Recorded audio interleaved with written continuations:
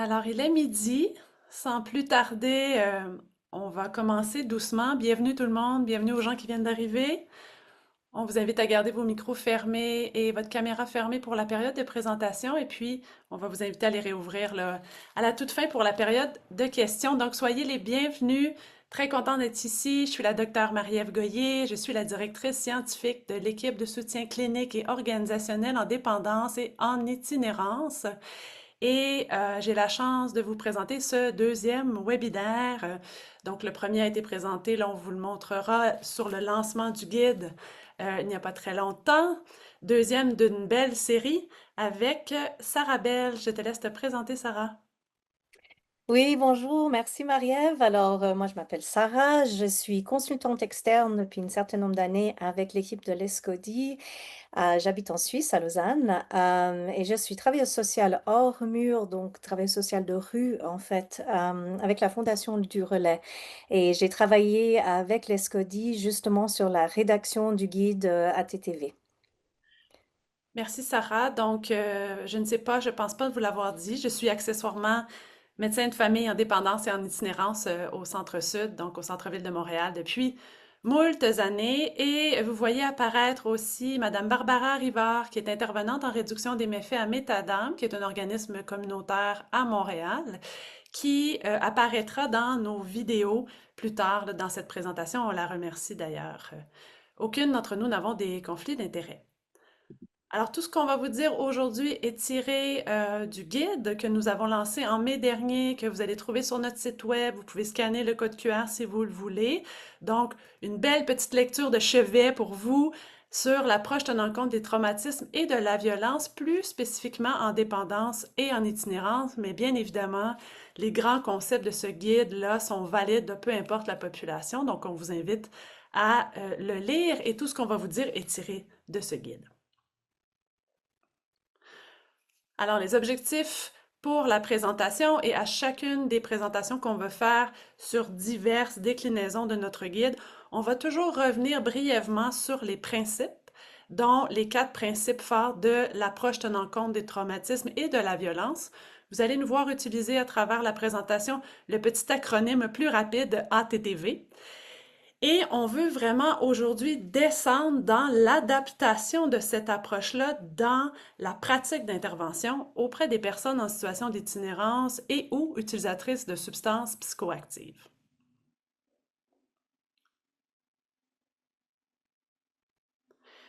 On vous remonte un peu où est-ce qu'on se situe dans la série de webinaires. Vous êtes invités évidemment à venir à tous les autres. Le prochain est bientôt le 7 octobre et tous ces webinaires-là sont enregistrés et seront disponibles pour écoute ultérieure. Donc, on a fait l'introduction du guide la dernière fois et aujourd'hui, on est dans la mise en œuvre de la pratique professionnelle. On fera en octobre comment une organisation peut être ATTV friendly en bon français et après Noël, nous irons plus sur le plan personnel, donc la complexité de l'intervention, comment on reste aligné quand on travaille dans des populations plus difficiles, donc sur le plan plus personnel.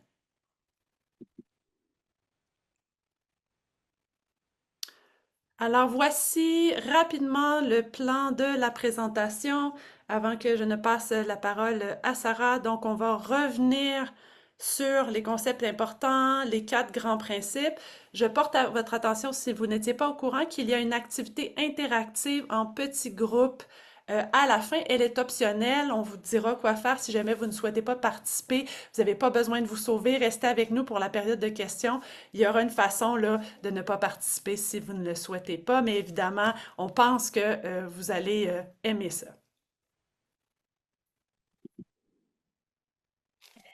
Voilà, donc merci beaucoup Marie-Ève. Donc c'est vrai que on voulait commencer peut-être par resituer un tout petit peu comment est-ce que ce guide aborde la TTV. Dans l'introduction du guide d'ailleurs, on parle de cette notion de boussole en fait pour la pratique professionnelle. Et peut-être c'est intéressant d'approfondir un peu ça, c'est parce que c'est vrai que la TTV, c'est pas une méthode, c'est pas une marche à suivre qu'on va pouvoir appliquer partout, c'est plutôt une approche. Donc ça veut dire aussi que chaque guide, y inclut le nôtre en fait, va plutôt servir de repère, de source d'inspiration, mais en même temps on sait que chaque contexte est différent. Donc, on sait que c'est important aussi que chaque intervenant ou chaque intervenante puisse s'approprier un petit peu la philosophie, les valeurs et puis les différentes pratiques de la TTV et puis après aller chercher aussi ses propres outils pour le mettre en place. Donc, nous, on vous encourage vraiment d'aller chercher ces outils-là. Aujourd'hui, on va pouvoir vous en présenter un certain nombre d'outils qui sont en lien avec les quatre grands principes de la TTV, mais il y en a plein, plein d'autres. D'ailleurs, on va essayer aussi de trouver des manières de les partager dans cette communauté de pratiques qu'on est en train de créer un petit peu autour de ce concept de l'approche sensible tenant compte des traumatismes et de la violence. Mais en tout cas, vraiment de penser que le plus important, c'est de s'ancrer dans ces grands principes et puis de trouver des manières de les mettre en place. Vous voulez aussi peut-être juste rappeler, puis c'est exactement comme sont construits les webinaires on a imaginé, hein, c'est qu'il y a différentes sphères de mise en place de la TTV. Donc, on peut le mettre en place autant au niveau de soi-même, au niveau individuel, que dans un niveau de l'équipe ou de l'organisation. Ce webinaire, on va vraiment se focaliser sur la pratique professionnelle, donc vraiment dans tout ce qui est en lien avec la relation avec les personnes accompagnées, donc plutôt au niveau de l'individu, l'intervenant, l'intervenante et son équipe, en fait. Mais en même temps, c'est vrai qu'il y a beaucoup de choses qui peuvent se rejoindre et puis qu'on peut retrouver aussi dans d'autres, qui peuvent être intéressants à mettre en place dans d'autres sphères aussi. Donc, on a essayé de délimiter comme on pouvait, mais en fait, il y a beaucoup, beaucoup de choses qui se recoupent en même temps. Voilà, on pensait que c'était bien, même si vous avez sûrement déjà vu ces informations juste avant de se lancer dans le bain, de quand même faire un petit rappel sur un peu des définitions, qu'est-ce que c'est un traumatisme, qu'est-ce que c'est de la violence. Moi, j'espère que vous avez eu l'occasion de parcourir peut-être la deuxième chapitre du guide avant ce webinaire ou de voir le webinaire du mois de juin. On est beaucoup plus plongé dans ce thème. Mais si ce n'est pas le cas, c'est vrai que je vous encourage à le faire. Parce que quand on va parler de comment mettre en place les principes de la TTV, ben, c'est quand même important de savoir ben, quels sont les effets des traumatismes et des violences et pourquoi on met en place ces principes, quels sont les effets que ça va pouvoir avoir sur les personnes qu'on accompagne. Donc, je vous encourage en tout cas, si vous n'avez pas eu l'occasion, parce que c'est vrai qu'on va passer très très rapidement, on a beaucoup de choses, mais de refaire un petit tour par peut-être un bout théorique sur ces traumatismes et la violence, parce que c'est vrai que c'est intéressant pour la compréhension. Donc là, on voit par exemple dans la définition qu'on a gardée pour le guide que quand on parle de traumatisme, il y a toujours un petit peu trois éléments, hein. Donc on parle toujours d'un événement ou des événements, donc des événements en général qui sont des événements forts. On va parler d'une réaction ou d'une réponse en fait qui peut être autant physique, émotionnelle, psychologique, donc plein de différentes sortes de réponses. Et on va parler aussi des conséquences. On va parler des conséquences que cet événement et ces réactions peuvent avoir sur le bien-être de la personne. Donc, c'est vrai que quand on parle de traumatisme et de violence, on parle souvent de ces trois E des traumatismes, en fait. Donc les événements ou l'événement, l'expérience et les effets. Donc, comme je disais avant, juste peut-être pour rapidement dire, c'est pas l'événement qui fait le traumatisme. En fait, on peut dire que l'événement, c'est peut-être un trauma, c'est quelque chose de fort qui peut porter une menace ou une atteinte physique ou psychologique sur la personne. Ça peut aussi être des événements qui sont plutôt dans l'ordre de négligence grave ou d'autres qui peuvent compromettre le bon développement, par exemple, d'un enfant. Mais c'est aussi des événements qui peuvent parfois être uniques. Une fois, ça arrive et c'est fini. Et puis d'autres aussi qui peuvent être des événements qui sont répétés dans le temps. Après, il y a tout ce qui est l'expérience individuelle de l'événement. Et puis ça, c'est vraiment quelque chose qui va aussi déterminer si l'événement est un traumatisme ou pas. Parce qu'il faut tenir quand même en compte que un événement peut être vécu comme traumatisant pour une personne et pas du tout pour une autre. Donc, c'est important quand même d'avoir ce cumul, ces composants du traumatisme. Ça veut aussi dire que très souvent, les événements traumatiques sont aussi des événements où il y a une grande différentielle de pouvoir, où il y a une entité qui impose son pouvoir sur une autre, que ce soit une personne ou un événement, un élément externe. Et c'est aussi des choses qui viennent nous toucher très profondément et qui viennent nous questionner. Souvent, c'est accompagné aussi par des sentiments de honte, de culpabilité, d'impuissance. Donc, c'est vraiment comme ça que l'expérience est vécue. L'événement est vécu, pardon. Et puis finalement, ben, on a ce troisième E, hein, qui est les effets dommageables. Donc, c'est le dernier composant de ce groupe. Ça veut dire que c'est des effets néfastes qui vont venir surgir chez la personne, soit tout de suite, ça peut arriver tout de suite après l'événement, mais ça peut aussi apparaître bien, bien, bien plus longtemps après. Ils peuvent être des réactions qui sont de plus ou longue durée. Et puis, c'est vrai que dans certaines situations, la personne va même pas forcément faire le lien entre les effets, les réactions qu'il peut avoir et l'événement en soi. J'ai juste trouvé mon bouton pour avancer. Donc là, c'est un petit résumé pour les traumatismes, mais c'est vrai que quand on parle ATTV, on a la notion de violence aussi, hein, qui va venir aussi s'ajouter. Avant, on parlait beaucoup du trauma-informed care, hein, puis là, maintenant, on bouge vraiment beaucoup plus vers quelque chose où on prend en compte cet aspect de la violence. Donc, c'est vrai que on va inviter vraiment les professionnels dans la TTV à aussi poser un regard. Donc, déjà de faire attention à ne pas uniquement voir les traumatismes du passé, en fait, qui peut avoir été dans l'histoire de la personne que j'ai en face, mais aussi de porter une grande attention sur les violences qui peuvent être en train d'être vécues actuellement. Donc, ça peut être des violences, par exemple, dans le couple, ça peut aussi être des violences dans les conditions de vie de la personne, des violences systémiques, des violences institutionnelles, mais aussi de vraiment prendre en compte ce qui est en train de se passer pour la personne actuellement. Euh, on va aussi, donc, du coup, comme je disais, porter un regard sur tout ce qui est les violences systémiques, en fait. Donc, toutes les violences, le racisme, les inégalités liées au genre, à la pauvreté. C'est aussi pour ça qu'on vous a mis, hein, juste pour une petite piqûre de rappel, la roue des privilèges qui apparaît dans le guide.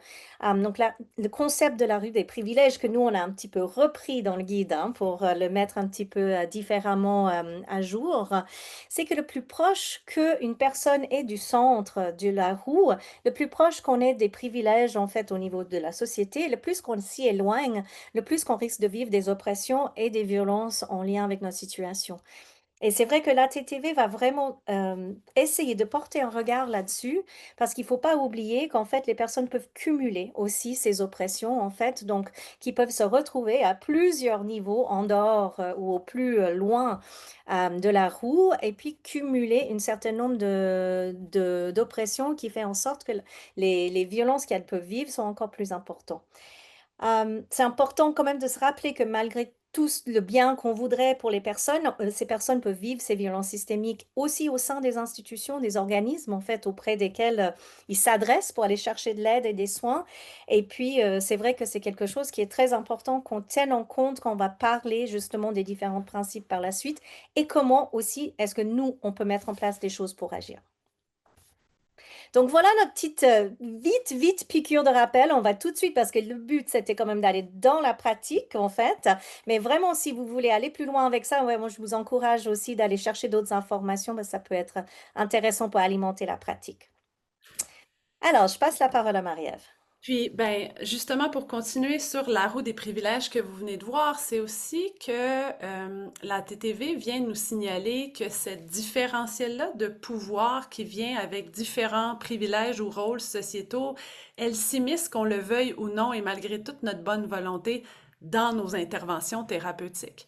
Et vous allez voir beaucoup ça dans l'approche. C'est aussi de un, prendre conscience que c'est là et de toujours tenter de rendre explicites les choses qui sont implicites, de les mettre sur la table, de les travailler ensemble avec la personne. Alors, allons-y sur justement qu'est-ce que nous dit l'ATTV en termes de grandes structures et de grands principes. Dans les quatre grandes choses qu'on a à faire en ATTV, ben, un, c'est ce qu'on vient de se dire, être sensible, prendre conscience d'eux au niveau du personnel et des personnes qui utilisent les services, savoir que c'est là, savoir que ça existe. Ensuite, tenter en tout temps d'assurer la sécurité émotionnelle et physique de tous, pas juste des personnes qui utilisent les services, des personnes qui les donnent, d'être vraiment ensemble là-dedans, dans ce souhait-là, de tenter de créer des espaces de collaboration et d'autonomie décisionnelle. Sarah l'a dit, il y a dans le traumatisme une perte de contrôle et de pouvoir qu'on tente de ne pas reproduire. Et ensuite, de construire ensemble des interventions qui s'appuient sur les forces et les résiliences des personnes. Donc, vous voyez aussi là, et on va reparler individuellement de chacun des principes, que c'est un postulat philosophique aussi de ne pas toujours focuser sur ce qui va mal, la pathologie, et d'aller vers les forces, ce qui va bien, le potentiel des personnes. Alors, Sarah et moi, on va se diviser chacun des principes.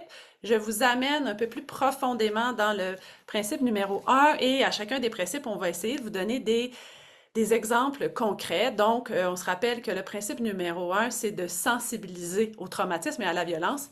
C'est exactement ce qu'on est en train de faire en ce moment. Donc, check.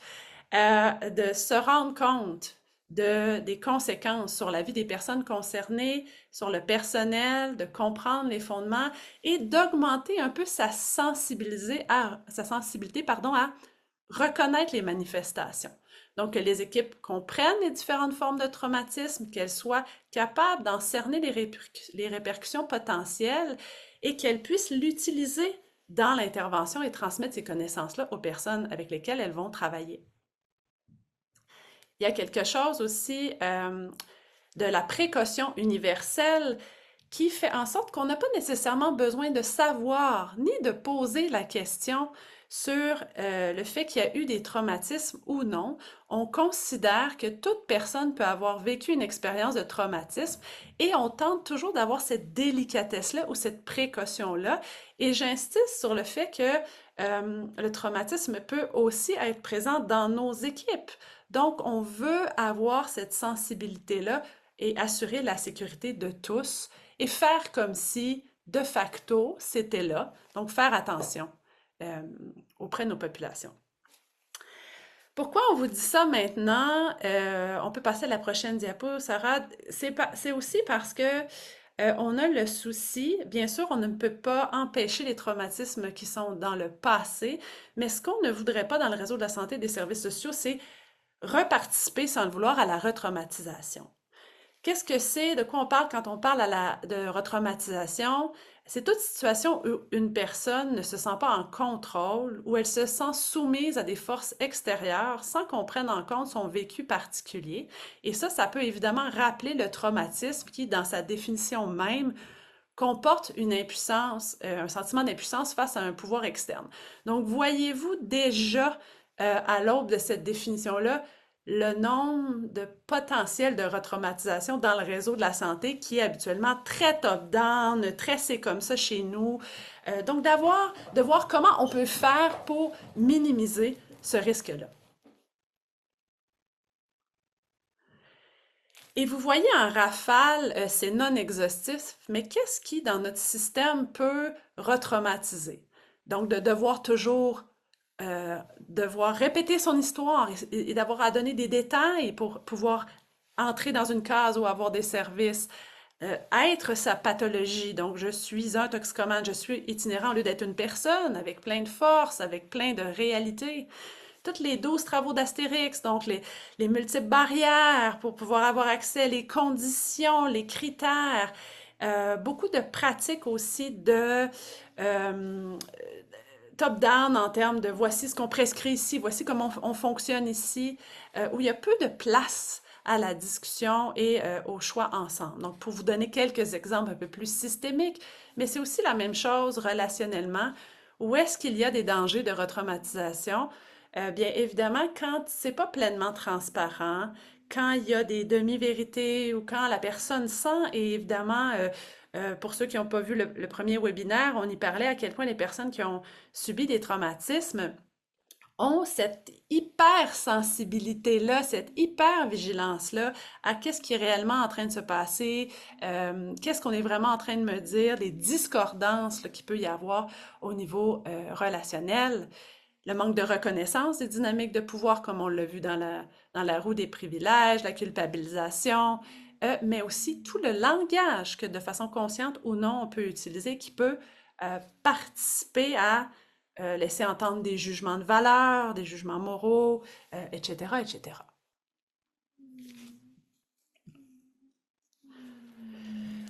On vous remonte la fenêtre de tolérance à ce stade-ci aussi pour vous donner une autre boussole dans l'intervention, pour vous demander, est-ce que c'est possible que cette personne-là soit en ce moment en train de vivre de la retraumatisation ou soit en train d'être tellement inconfortable, étant donné son passé, ses blessures et ses traumatismes, qu'elle n'est pas dans un équilibre émotionnel qui nous permettrait de faire une intervention et que la personne soit disponible et présente.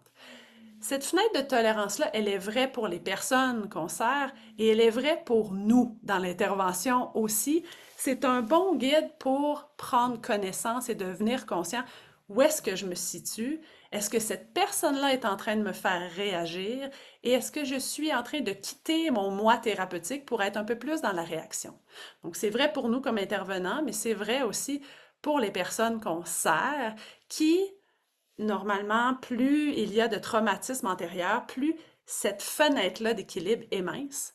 Et on le verra plus tard, il existe plein de pratiques et plein de choses qu'on peut faire pour soutenir les gens à augmenter la largeur de leur fenêtre de tolérance. On vous invite donc à surveiller des signes et symptômes qui pourraient vous mettre la puce à l'oreille que la personne n'est pas confortable et peut-être qu'il y a des choses à faire dans l'intervention, dans le ici et maintenant pour aider la personne d'abord et avant tout à retrouver sa fenêtre de tolérance pour ensuite continuer ce qu'on était en train de faire au niveau de l'intervention. On va vous montrer sous peu une vidéo. Vous allez voir peut-être un peu plus de signes et symptômes de suractivation émotionnelle. Et c'est ce qu'on reconnaît le plus largement dans l'intervention. On est habitué. Les gens qui deviennent en colère, agités, très anxieux, très volubiles, qui utilisent beaucoup l'hyperactivation gestuelle.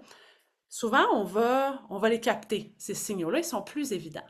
Mais je vous invite à regarder la sous-activation émotionnelle, qui est peut-être la chose qu'on voit, dont on s'aperçoit le moins et qui est assez fréquente quand même chez nos grands traumatisés, où vous allez voir des gens plutôt en dissociation, déconnectés entre la tête et les émotions, plus apathiques, plus retirés. Souvent, c'est des gens qui n'attirent pas l'attention. Mais tout ça, c'est des réactions à des déclencheurs, donc des triggers en anglais, qui souvent dans le cerveau vont rappeler des traumatismes antérieurs et vont déclencher dans le système nerveux soit le combat ou la fuite pour s'en sortir, ou soit le fait de geler, de se soumettre pour vraiment se retirer d'une situation que le cerveau se rappelle comme étant dangereuse. Et pendant qu'on s'achemine aux vidéos, je vous le présente. Donc, c'est un vieux vidéo qu'on a fait jadis naguère pour parler des enjeux autour des prescriptions d'opioïdes en douleur chronique et les gens qui devenaient dépendants aux opioïdes. Donc, je vous invite à pas trop vous attacher aux mots, dans le sens où cette vidéo-là n'a pas été fait nécessairement pour vous montrer la sortie de la fenêtre de tolérance, mais en le réécoutant avec grande humilité, on s'est rendu compte qu'effectivement, peut-être qu'il y avait des signaux, c'est une actrice, là, en passant, qui nous montrait que ça se passait pas si bien, alors qu'on voulait montrer cette vidéo-là comme un exemple de ce qu'il y a à faire. Et puis quand on le réécoute, bien, on se rend compte qu'on s'améliore à travers les années, on l'espère.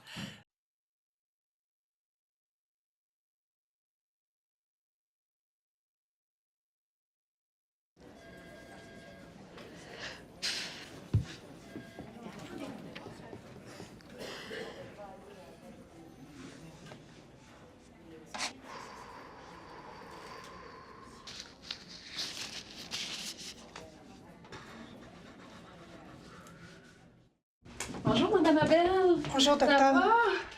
Ça fait longtemps qu'on s'est vus. Ça fait presque un an, si je regarde bien votre dossier, depuis que je vous ai référé là, au neurologue pour vos maux de tête. Là, ce que je comprends, c'est que tous les examens sont terminés puis que vous le reverrez plus.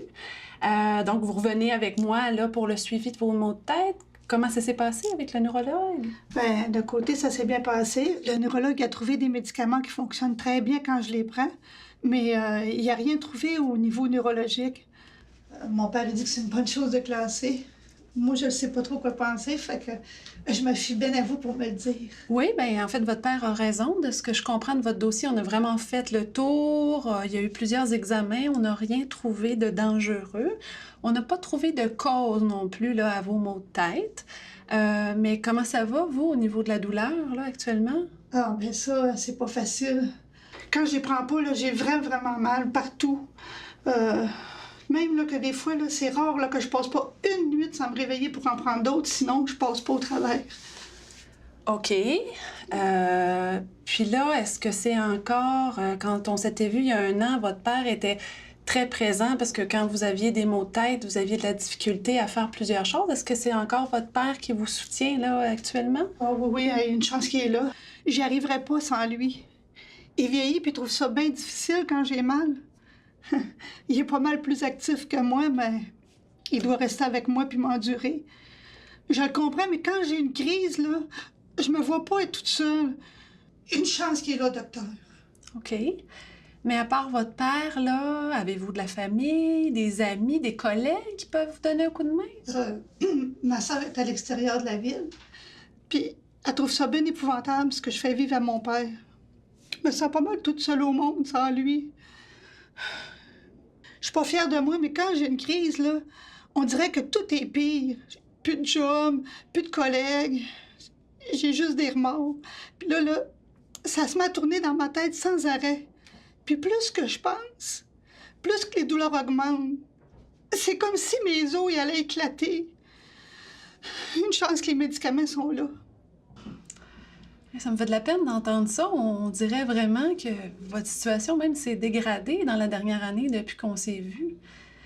Mais vous rendez-vous compte de la quantité de narcotiques que vous prenez? Vous prenez du MS long 90 mg 2 fois par jour, plus du Statex 20 mg aux 4 heures. C'est quand même des grosses quantités là, de narcotiques, ça, Madame Abel. Moi, mais le neurologue avait pas le choix de me les augmenter, là. J'avais toujours aussi mal, sinon plus. Puis même là, que j'arrive au bout, là, quelques jours avant la fin du renouvellement. Ah oui? OK. C'est juste pour vous montrer à quel point ces signaux-là, si on est bien vigilant, on peut les repérer, on peut les utiliser dans l'intervention et il y a même des choses qu'on peut faire pour aider ensuite la personne à revenir dans son espace de confort, dans la fenêtre de tolérance. On vous a mis donc quelques signes d'une réaction potentielle ou d'une retraumatisation, mais vous en avez nommé là, de façon extensive. Accès d'émotions fortes comme la colère ou la tristesse, la respiration, l'accélération du rythme cardiaque, les capacités à se concentrer, le regard dans le vide, la personne qui décroche la conversation, qui devient agitée, qui a chaud, qui tremble. Et on vous le dit pour que vous les remarquiez vous, mais on vous le dit aussi pour qu'on puisse soutenir la personne, elle aussi, à remarquer ces symptômes-là dans sa vie quotidienne pour qu'elle puisse développer, un, la connaissance de ça et de soi, et deux, ensuite, on arrivera, et on peut voir la prochaine diapo, à des techniques qui vont lui permettre de revenir dans sa zone. On vous a mis sur notre site Internet une traduction ici d'un outil qui vient de la Colombie-Britannique sur diverses compétences et stratégies pour enseigner des outils d'ancrage et de régulation. C'est des outils très, très simples, vous allez voir, donc vraiment accessibles pour tout le monde, qui permettent à la personne ou à vous de le faire soit seul, soit dans le bureau d'intervention, de revenir à soi quand on sent qu'on est en train de monter ou d'être plutôt en bas dans de la dissociation là, ou dans de l'hypoactivation. Alors, ces outils-là seront disponibles sur notre site. N'hésitez pas à les consulter. Voilà, merci beaucoup Marie-Ève. C'était vraiment intéressant, je trouve, toutes les différentes signes que vous avez repérés. Et ça fait bien le lien, je trouve, avec cette deuxième principe hein, qu'on va aborder du coup aujourd'hui, qui est d'assurer la sécurité émotionnelle et physique de toutes les personnes au sein des services. Donc, c'est vrai, ce qu'on sait, c'est que les personnes, puis on l'a abordé juste avant, les personnes qui ont vécu des traumatismes et la violence, ils peuvent se sentir très rapidement en danger. On sait aussi que les personnes qui sont consommatrices de substances psychoactives, des personnes en situation d'itinérance, c'est des groupes de personnes qui ont souvent des très grands taux de traumatisme au sein de ces populations-là. Donc, ça veut aussi dire que les personnes avec qui on travaille, en fait, peuvent vivre des retraumatisations, sortir très, très rapidement de cette fenêtre de tolérance qu'on vient de discuter. On sait aussi qu'on travaille avec des personnes qui sont souvent en mode survie, hein. Je veux dire, c'est des personnes qui n'ont pas forcément des espaces où elles peuvent se sentir en sécurité. Elles vivent encore souvent des violences au quotidien, que ce soit des violences dans leur cadre de la situation de vie, mais aussi des violences importantes, souvent au niveau systémique, et institutionnel, au niveau de la stigmatisation, de la discrimination. C'est pourquoi cette principe est si important, ça veut vraiment dire que assurer la sécurité émotionnelle et physique, c'est extrêmement important avec ces personnes. Mais ce qu'on se rend pas compte des fois, c'est qu'en faisant ça, en améliorant la sécurité émotionnelle et physique des personnes qu'on accueille, on va renforcer la sécurité de tout le monde, en fait. Donc, non seulement les personnes qui viennent et qu'on accompagne, mais d'autres personnes qui viennent dans les services et aussi le personnel. Parce que c'est vrai que quand une personne se met en colère, se dysrégule, sort de sa fenêtre de tolérance, ben ça va impacter tout le monde, en fait. Et puis, c'est vrai que ça va aussi influencer le sentiment de sécurité de tout le monde, y inclut le personnel. Donc c'est vrai que dans ce sens-là, la TTV va venir essayer de trouver des pistes pour mettre en place, assurer et vraiment maintenir en fait cette grande sécurité émotionnelle et physique pour tout le monde impliqué dans les services. Alors, si vous parcourez le guide, il y a vraiment pas mal d'exemples différents sur quelles sont les choses un peu concrètes qu'on peut faire pour favoriser la sécurité émotionnelle et physique des personnes. Moi, une des choses que je vous encouragerais à faire avant tout le reste, c'est de demander aux personnes. En fait, demander aux personnes, nous aider à identifier ce qu'elles ont besoin pour se sentir en sécurité ou pas. Parce que c'est vrai que très, très souvent, c'est des personnes qui savent en fait quels sont leurs déclencheurs, quels sont leurs triggers, comme on dit en bon français encore. Et puis, en fait, ils peuvent nous accompagner justement à mettre en place ce qui est important pour elles et puis dans la recherche de solutions pour établir ces espaces de sécurité. Mais après, il y a plein d'autres manières aussi. On peut penser à tout ce qui est en lien avec l'accueil, par exemple. Alors, pas seulement comment est notre salle d'attente, mais comment est-ce que les gens sont accueillis, en fait? Comment est-ce qu'on leur dit bonjour quand ils arrivent? Comment est-ce qu'ils peuvent trouver nos locaux? Comment est-ce qu'ils peuvent rentrer facilement ou pas?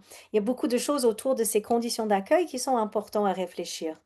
Et Marie-Ève, elle parlait avant aussi de l'importance des mots. Et puis ça, je pense qu'à plusieurs niveaux, les mots sont très importants pour la sécurité. Alors déjà, de faire très attention qu'on utilise un langage qui n'est pas stigmatisant ou minimum stigmatisant et empreint de jugement. Ça, si ça vous intéresse dans le guide, il y a toute une partie qui va aborder les différents termes aussi, les différentes manières qu'on peut faire attention à ça. Mais il n'y a pas que ça. Il y a tout ce qui est en lien avec la transparence, en fait, poser des balises avec les personnes, expliquer, rendre explicite l'implicite, expliquer où on va tout au long du chemin. Puis ça, c'est quelque chose qui est extrêmement rassurant et important pour les personnes qui ont vécu des traumatismes et de la violence.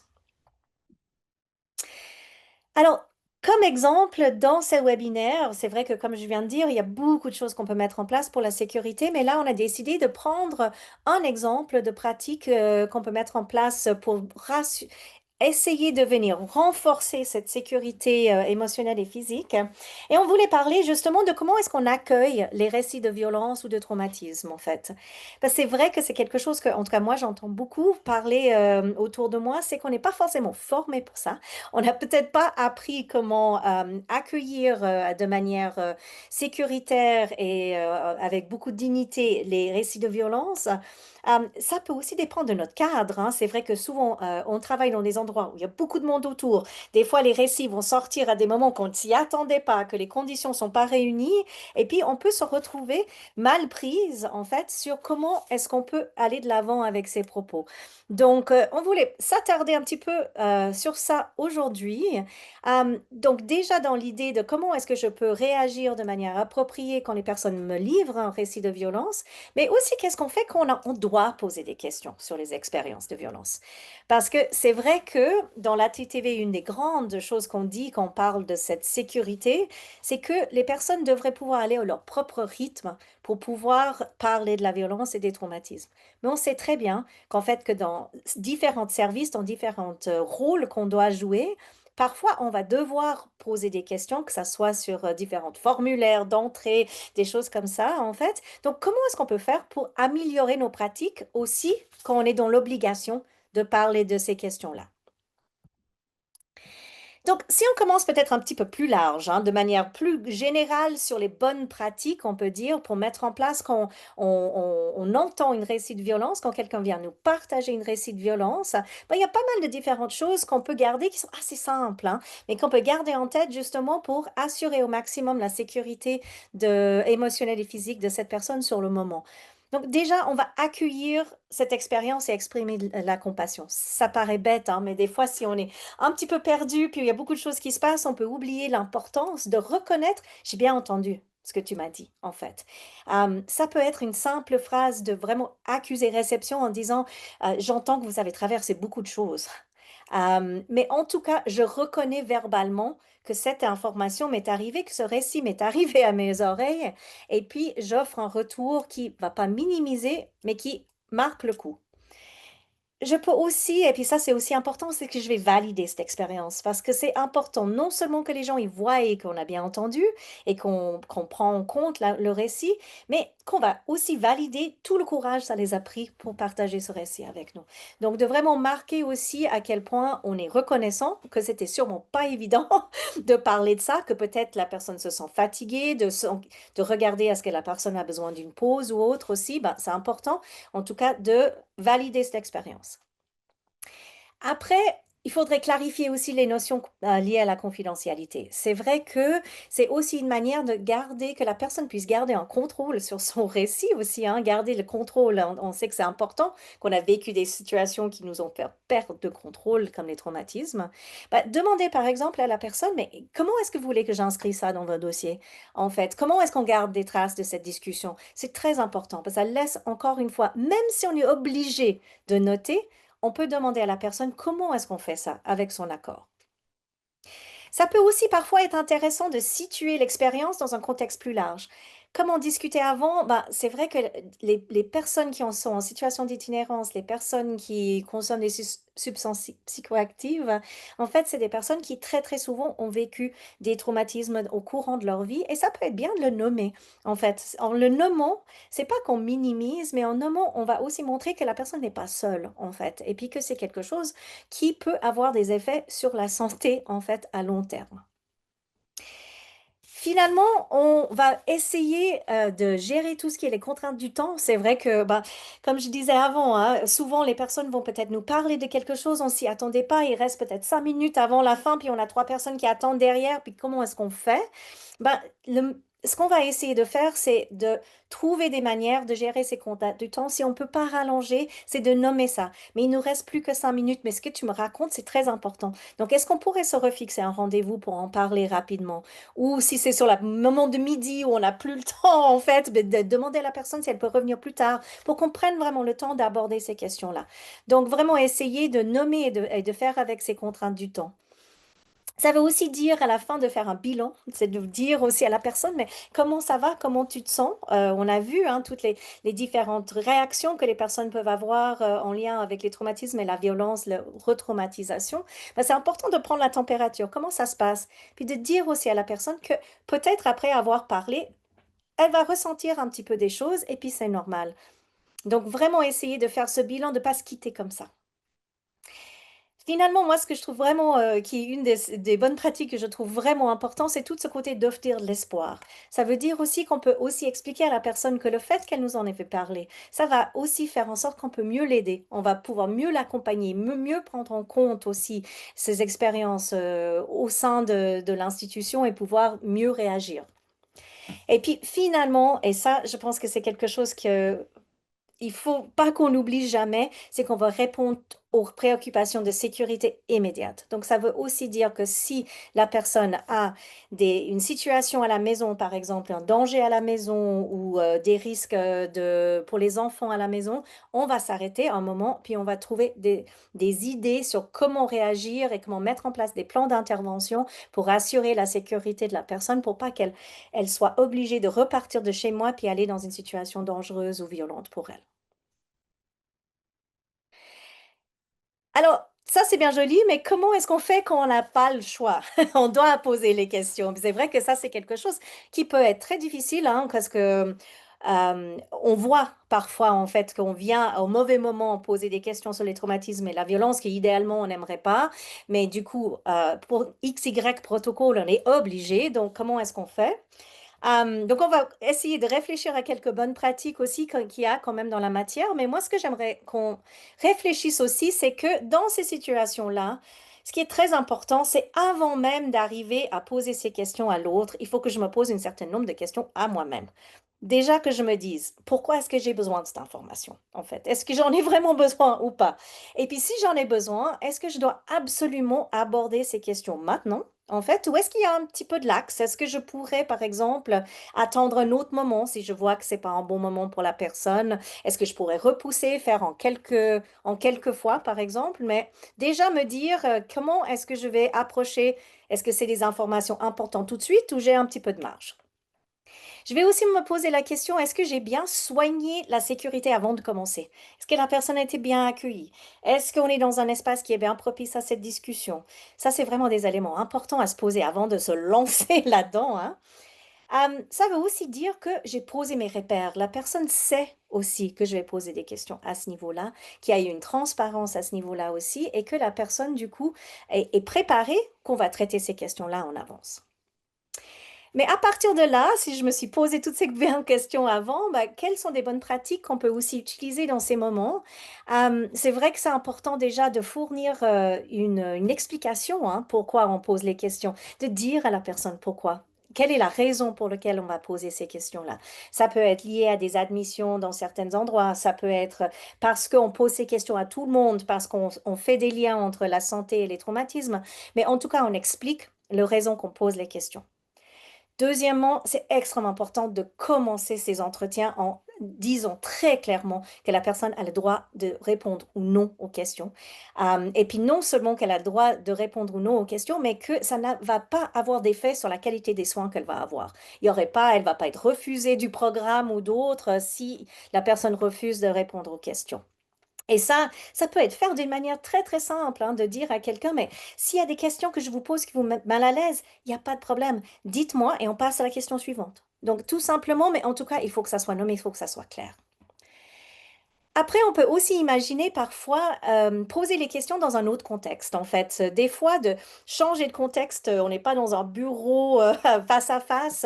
On peut aller se balader, on peut peut-être aller dehors pour fumer, on peut aller quelque part où la personne peut prendre son animal de compagnie, par exemple, pour se rassurer, quelqu'un de son réseau. C'est toutes des idées aussi de manière qu'on peut aborder ces questions différemment en essayant de réfléchir à la sécurité émotionnelle de la personne. On peut aussi aborder les questions d'une autre façon. En fait, au lieu de poser les questions de manière très, très directe, on peut aussi ouvrir, demander à la personne, est-ce qu'il y a des choses dans votre passé, en fait, qui vous dérangent encore aujourd'hui? Est-ce qu'il y a des choses que vous pensez que j'aurais besoin de savoir sur votre histoire passée? Donc, essayez de penser comment est-ce qu'on peut aussi avoir ces informations, peut-être en utilisant d'autres biais. Et puis dernièrement, vraiment penser à mettre en valeur les forces de la personne. Là, je vais passer assez rapidement là-dessus parce qu'on a tout un bout à la fin du webinaire là-dessus, mais vraiment qu'on va essayer de rester axé sur tout ce qui est les forces et la résilience de la personne. Peut-être rapidement avant de passer la parole au troisième principe, je voulais juste quand même vous parler des pièges. Malgré toutes nos bonnes intentions, hein, puis vraiment, moi, la première, en fait, on peut avoir des réactions, en fait, dans le stress qui fait en sorte qu'ils peuvent être des réactions qui sont destructeurs pour la sécurité, le sentiment de sécurité pour l'autre. Ça peut être des réactions qui peuvent déclencher des retraumatisations. Donc, je pense que le plus important, c'est que vraiment, on essaie de s'outiller au maximum dans toutes les différentes choses qu'on peut faire pour bien recevoir ces récits, rester en contact avec soi-même, respirer, rester en contact avec ses émotions. On va encore plus aborder ça dans le webinaire en janvier. Pas se précipiter, pas vouloir être utile non plus, parce que des fois, ça, c'est des facteurs qui font en sorte qu'on a des réponses complètement inappropriées dans des moments où la personne a juste besoin d'être entendue, hein. Mais du coup, voilà, là, on vous a donné quand même quelques exemples de pièges professionnels à éviter. Donc, demander trop de détails, en fait, qu'on n'en a pas besoin. Confronter ou juger, minimiser l'expérience ou ne pas le reconnaître. Insister plutôt sur l'aspect négatif. Ah, mais un événement comme ça peut ruiner la vie. Ben, en fait, ça peut faire en sorte que la personne a l'impression que son expérience est même pas entendable, en fait.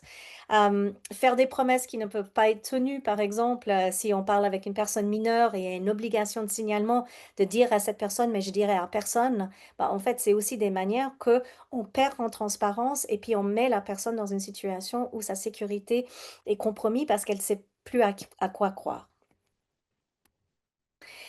Alors aussi, là, j'ai fait très rapidement, hein, c'est vraiment, il y a beaucoup de matière autour de ces différentes stratégies pour pouvoir accueillir dignement les reçus de violence parce que c'est important, les personnes nous partagent quelque chose de très fort, donc je trouve que c'est quelque chose qui est important à soigner. On va aussi, du coup, traduire un outil qui vient du même guide que celui qu'on a vu avant, qui va être disponible aussi, donc vous allez recevoir les liens. Et puis, si c'est quelque chose qui vous intéresse d'aller réfléchir un petit peu sur développer des outils autour de cet accueil de récit, bah, je vous conseille vraiment d'aller voir aussi un petit peu ce guide, ce petit pardon, outil, et puis d'aller chercher d'autres parce qu'il y en a plein d'autres aussi.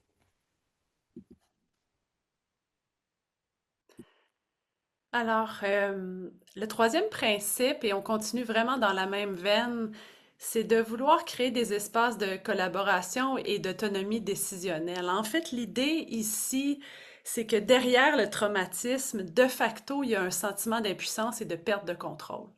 Alors, non seulement on ne veut pas reparticiper ou retraumatiser à ce niveau-là, mais on veut favoriser la reprise de pouvoir et de contrôle sur sa vie.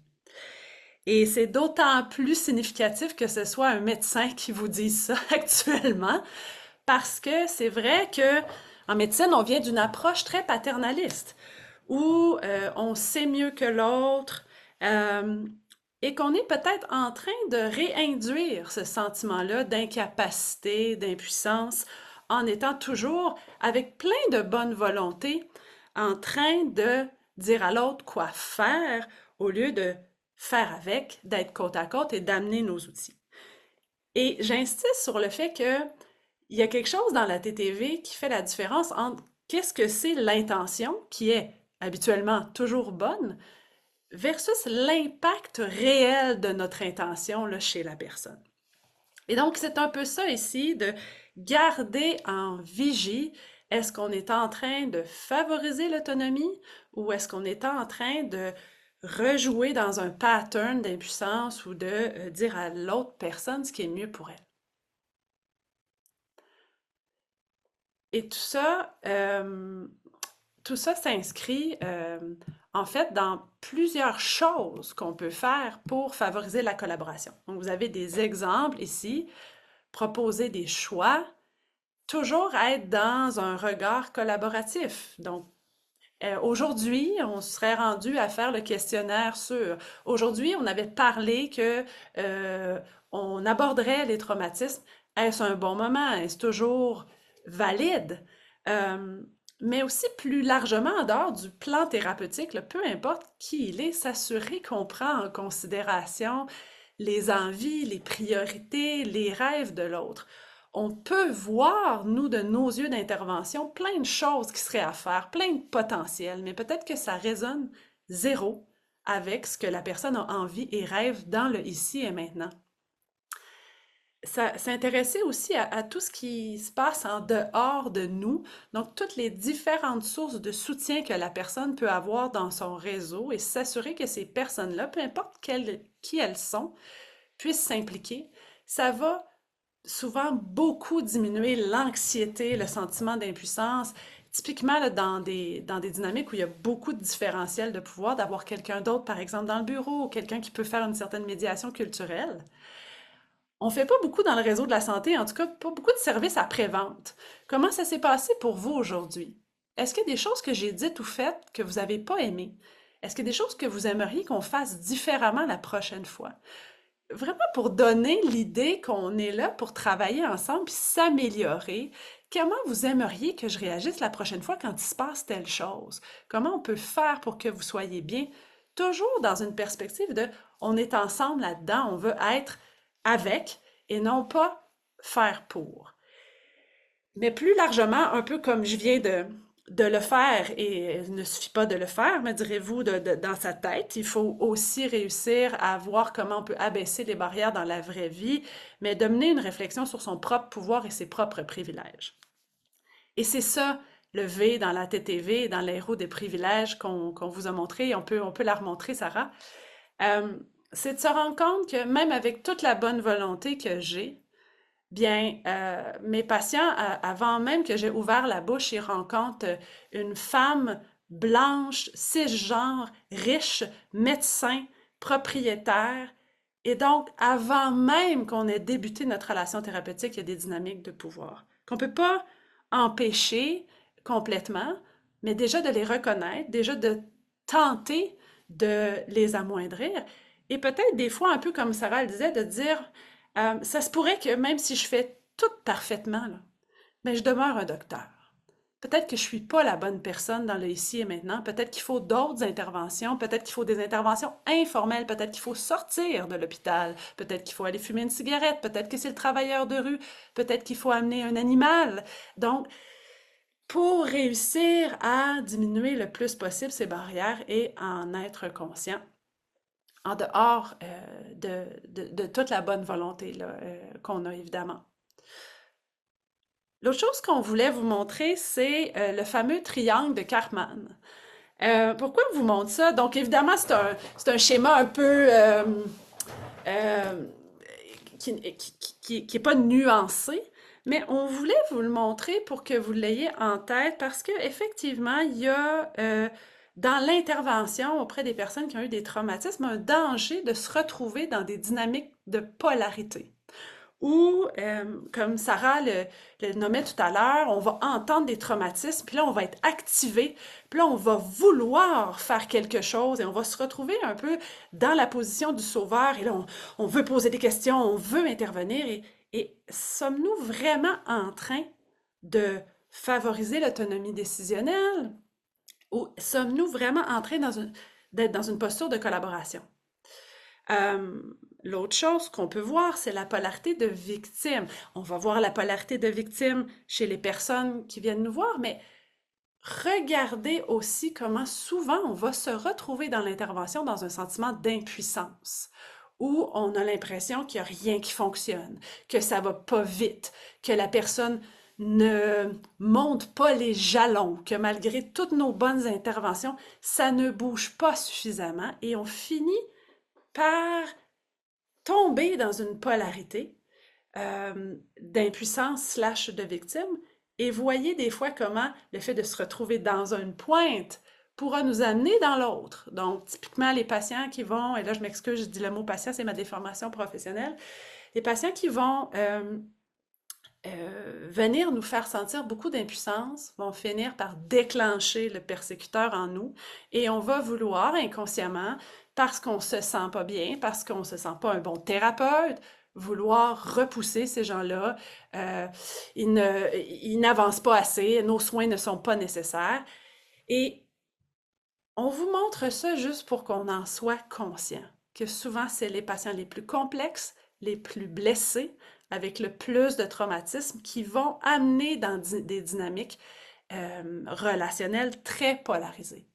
Et l'idée ici, c'est d'en prendre conscience et de faire attention pour ne pas être dans la réaction, de faire des choix conscients, de nous-mêmes se ramener dans notre fenêtre de tolérance, d'avoir des espaces pour discuter avec des collègues, voir ce qui est en train de se passer et de ramener dans des dynamiques un peu plus collaboratives. Vous voyez d'ailleurs un petit peu à la droite une autre dynamique là, que j'ai pas traduite parce que je trouvais que le mot anglais était plus juste. Le neglectful bystander, c'est aussi une autre polarité, celle de se dissocier soi-même, de rester dans l'observation en dehors de l'arène et de ne plus oser l'intervention avec certains patients comme si ça devenait peut-être trop souffrant peut-être pour nous à ce niveau-là. Alors, tout ça ici, l'idée de vous montrer tout ça, c'est encore une fois de devenir conscient de ces réalités-là et de réfléchir ensemble comment on peut rester dans la collaboration et dans le partage de pouvoir. Puis à cet égard, ben, il n'y a rien de mieux qu'une personne qui a reçu des soins et qui maintenant en fait et en donne pour nous donner quelques idées. Et je pense que c'est un peu ce que ça ramenait aussi comme idée. La première question, la première chose à faire quand vous n'êtes pas certain si vous êtes au bon endroit, si vous êtes dans la collaboration, si vous faites la bonne intervention, ben, c'est de demander à la personne comment elle le vit et de quoi elle a besoin. Donc, écoutons les bons mots de Barbara à cet égard. Il y a un travail à faire des deux côtés, mais si on se place du côté de l'intervenant, qu'il soit un médecin, infirmier, intervenant, peu importe, il doit désapprendre d'une certaine façon. Tout le savoir, si on prend les troubles de l'usage, tout ce qu'il a pu apprendre ou connaître sur le trouble de l'usage, pour qu'il puisse véritablement avoir une véritable écoute et entendre parce que la personne qui est devant lui, c'est pas un problème, c'est pas une personne en trouble de l'usage, c'est la personne que j'ai devant moi, c'est pas la même que celle que j'aurai dans 15 minutes. Puis si je veux vraiment être capable d'avoir une véritable relation quelque part, il faut défaire, il faut désapprendre d'une certaine façon ce qu'on a appris pour être plus de... Si on se place du côté de l'aidant, c'est une relation complètement asymétrique d'abord parce que un arrive avec une demande d'aide, puis on n'est jamais certain si on va l'obtenir. Est-ce que la personne va nous garder? Est-ce qu'elle va nous donner le traitement? Est-ce que c'est déjà là, il y a une asymétrie. Il y a une personne qui détient. Souvent, je disais, dans les dernières années que je consommais, il y avait beaucoup de toxicité des drogues, de ce que je consommais. Donc, j'avais mon sevrage d'opioïdes, mais comme il y avait toutes sortes d'affaires, des benzos, j'avais aussi un sevrage de benzos, j'avais un sevrage de paquets de cochonneries. Puis, je rêvais, je savais que certains médecins avaient le pouvoir au bout de leur crayon de changer ma vie, d'améliorer ma vie, mais tu te sens comme démuni, il faut que tu les convainques, je pense que souvent les médecins parlent de manipulation, d'entreprises de séduction, mais ça s'explique, je veux dire, il y a des raisons pour ça. Sinon, si on reste vraiment dans tout le savoir qu'on a, on va ne percevoir dans ce que l'autre dit que ce qu'on sait déjà. On n'avancera jamais. En tant que professionnel, se défaire un petit peu de ce savoir cette expertise, ça fait que je peux apprendre des choses de l'autre. Ben oui, parce que j'ai des choses peut-être à apprendre, puis j'en ai plein à apprendre de l'autre. Puis c'est comme ça que le pouvoir se partage. C'est pas que depuis en haut jusqu'en bas, c'est qu'il faut que ça se passe, ça tourne dans tous les sens. Puis on va apprendre les deux, c'est exactement ce que je disais tout à l'heure quand je disais si tu fais juste appliquer, retenir ce que tu cherches les symptômes que tu as déjà appris à l'école, mais tu t'apprendras rien d'autre, tu t'ouvriras pas à autre chose, tout à fait. Poser des questions qui sont pas des questions statistiques, qui sont pas combien tu consommes par jour, mais vraiment aller plus dans le sens, dans le senti, dans le ressenti, mais pourquoi. Fait qu'aujourd'hui, oui, j'étais comme intervenante, j'essaie le plus possible quand les gens arrivent, un nouveau résident arrive, j'essaie de pas lui parler de consommation. Bien sûr, s'il m'en parle, je vais aller dans ce qu'on a dit, qu'est-ce que ça fait, pourquoi. Mais s'il n'en parle pas, je vais plus poser des questions comme si on rencontre quelqu'un dans une soirée et on va échanger, on va vouloir connaître l'autre. Oui, avant de voir l'autre comme un problème où je suis là pour t'aider, toi, tu as besoin d'aide. Donc, d'essayer de défaire ça. Il y a des petits trucs faciles, toujours offrir un café, fumer une cigarette. Moi, j'aime beaucoup essayer d'être dans l'informel. On prend des marches des fois, on va au parc, pour essayer de ne pas être dans ce cadre où moi, j'aurais une autorité, moi, je serais en position pour t'aider, puis toi, tu as besoin d'aide. Je pense qu'une des choses, dans la position de l'aidant, que ce soit un médecin, un infirmier, un intervenant, c'est de reconnaître quand il y a des biais qui naissent en nous, quand on est impatient, quand on a c'est pas toujours de la fatigue, hein? Des fois c'est de la fatigue, mais très souvent c'est autre chose. Et souvent quand je suis impatiente ou que j'aimerais ça quand les stars consommer ou fasse telle chose, mais très très vite je vois que c'est moi que j'ai pas fait la paix, je me suis pas pardonnée avec les choses que j'ai faites, puis ça m'aide à cheminer. Donc quand on est dans une relation d'authenticité, comme tu disais tout à l'heure, c'est gagnant-gagnant, les deux vont y gagner et pas uniquement. Puis je pense que les traitements vont être beaucoup plus. Je pense que l'accompagnement est meilleure qualité. Une chose que je n'ai pas dite, auquel je tiens beaucoup, c'est le droit à l'erreur. Mais j'aime pas le mot erreur, ce serait plus le droit à l'errance, au cheminement et tout, parce qu'il y a ça aussi dans la médecine. Il y a, OK, il y a une problématique, moi j'ai un remède, puis là je parle pas juste de dépendance, c'est en santé physique aussi. Il y a une problématique, j'ai un remède, paf, c'est ça le résultat obtenu. Mais qui va correspondre exactement au modèle théorique appris à l'Université de la médecine et de la médication? Personne. Puis, mais pourquoi punir? Mais là, je reviens en dépendance, parce qu'on a cette notion d'encore une fois, d'enlever des privilèges, de menacer, de couper le programme complètement, de dire on n'aura plus de méthadone, etc., parce que la personne ne chemine pas comme le médecin voudrait qu'elle chemine. C'est complètement débile. Puis le droit à l'erreur, dans le fond, c'est puissant, c'est aussi déstigmatisant parce qu'on le donne normalement, en tout cas, on est supposé le donner à n'importe quel citoyen, de dire « Ah, mais je vais apprendre, tout ça », mais pourquoi tout d'un coup, en médecine ou en dépendance, on se permet pas ce droit? Parce qu'il y a quelque chose d'infantilisant aussi. Ça aussi, c'est une autre chose. Parce que des fois, c'est pas... Le jeu de pouvoir, il est pas toujours autoritaire ou quoi que ce soit. Il peut être bienveillant, puis celui-là, il est pervers, mais il est aussi terrible quand quelqu'un dit oh, ben, je veux pas que tu fasses ça parce que tu vas te faire mal, je veux te protéger. C'est très infantilisant. En fait, c'est pire, je pense. Intéressant. Celui-là. Il y a ces deux côtés, en fait, quelque chose qui peut être très autoritaire, punition, mais ça peut aussi être l'autre côté de surprotection, je sais mieux que toi, donc je dois te protéger. En fait, pour résumer, c'est de mettre la relation au centre. C'est comme, elle est là, mais elle est là implicitement, puis si on s'en rend pas compte, si on la met pas de l'avant, on peut passer à côté, puis on va être des simples numéros. Les médecins seront interchangeables et les patients aussi, puis on n'avancera rien. Merci beaucoup, Barbara. Quoi dire? J'ai déjà vu ce vidéo plusieurs fois, puis à chaque fois, ça me coupe le souffle avec la pertinence de ce qu'elle amène. Merci beaucoup, Barbara. Je ne sais pas si tu es dans la salle ou pas, mais en tout cas, un grand merci d'avoir partagé avec nous. Puis je ne pouvais pas imaginer une meilleure manière de partir sur cette dernière principe, effectivement, qui est tout le principe qui concerne intervenir avec les forces et la résilience des personnes. Et puis, comme elle disait Marie-Ève au tout début, hein, c'est vrai que ça veut dire aussi qu'on va partir dans quelque chose assez philosophique, qu'on va se baser vraiment sur cette idée aussi que même dans des environnements qui sont difficiles, hostiles, exigeants, bah, en fait, chaque personne a des ressources qu'elle peut mettre en place, elle peut déployer. On va aussi partir dans l'idée que on sait que cette résilience, elle va se construire aussi quand on offre des cadres qui sont bienveillantes, chaleureuses, solidaires et qu'on va pas oublier effectivement que en fait chaque personne a en soi des graines en fait qui peuvent pousser pour justement les projets, les envies, les espoirs qu'elle a en soi. Donc malheureusement, alors Marie-Ève, tu parlais de domaine de la médecine, mais je suis désolée, dans le travail social, on peut tomber exactement dans la même chose. En fait, on voit souvent beaucoup les obstacles, les blessures, les déficits, en fait, et on passe à côté de tout ce qui sont les réponses transformatrices, en fait, des personnes, des manières exceptionnelles qu'elles ont à surmonter ou à faire face aux défis, en fait, qu'elles sont confrontées. Et puis, justement, dans ce principe, ben, on va essayer de travailler avec ça.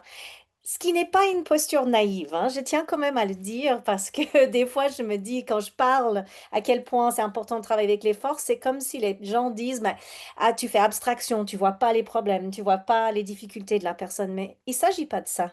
En fait, ce qu'il s'agit, c'est de bien admettre qu'en fait, qu'il y a des choses qui ne fonctionnent pas bien ou il y a des difficultés, il y a des déficits, des problèmes, mais il y a aussi des choses qui fonctionnent.